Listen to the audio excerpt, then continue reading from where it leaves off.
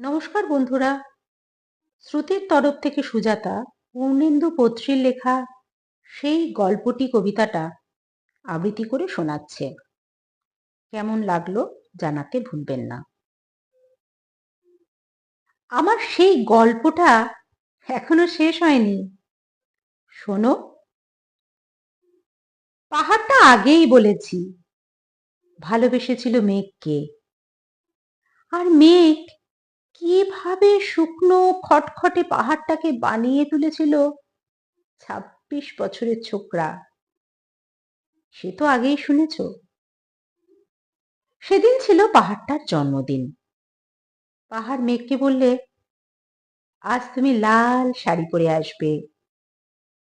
মেঘ পাহাড়কে বললে, আজ তোমাকে স্নান করিয়ে দেব চন্দন জলে।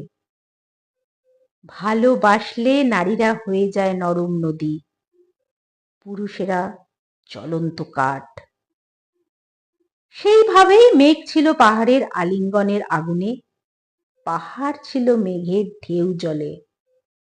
হঠাৎ আকাশ জুড়ে বেজে উঠল ঝড়ের লম্ফঝম্প। ঝাঁকড়া চুল উড়িয়ে ছিনতাইয়ের ভঙ্গিতে ছুটে এলো এক ঝাঁক হাওয়া। মেঘের আঁচল টান মেরে বলল, ওঠ ছুরি, তোর বিয়ে। এখনো শেষ হয়নি গল্পটা। বজ্রের সঙ্গে মেঘের বিয়েটা হয়ে গেল ঠিকই, কিন্তু পাহাড়কে সে কোনো দিনই ভুলতে পারল না। বিশ্বাস না হয় তো চিরে দেখতে পারো। পাহাড়টার হাড় পাঁজর, ভেতরে থই থই করছে শত ঝর্ণার জল। ধন্যবাদ।